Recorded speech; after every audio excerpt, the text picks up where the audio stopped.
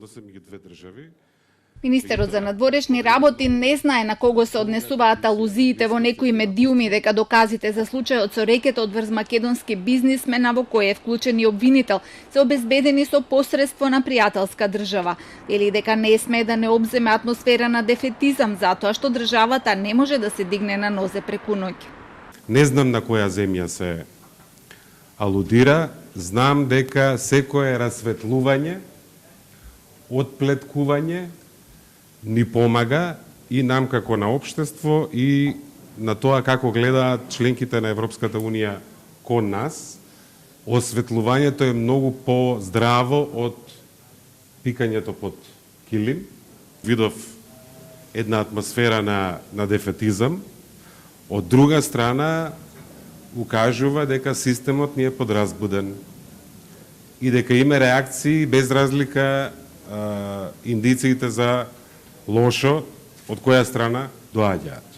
Реакциите на партиите се различни. Опозицијата обвинува за вмешаност на власта, СДСМ охрабрува додека од ДУИ се разочарани. ДУИ е разочаран од тоа што се случи вчера, односно што се откри вчера на некој начин. Оставаме на институциите точно да истражуваат што се случило, која било позадината и кои биле реперкусиите.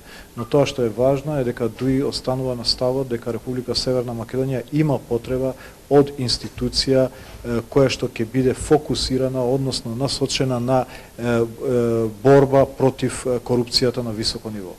За пратениците од СДСМ вчерашните случувања се доказ дека нема и не смее да има недопирливи за правдата, но не сакаат да коментираат за евентуалното барање на одговорност од своите колеги од пратеничката група, за кои во јавноста се шпекулира дека се вмешани во случајот. Во овој момент мислам дека е се уште прерано да говориме или да посочуваме одредени лица, бидејќи информации и дезинформации се секојдневна работа, сепак треба нешто да има малце поконкретно. Пратеникот Антонио Милошовски пак тврди дека главниот нарачател кој давал инструкции во случајот Рекет е дел од Владеачката партија.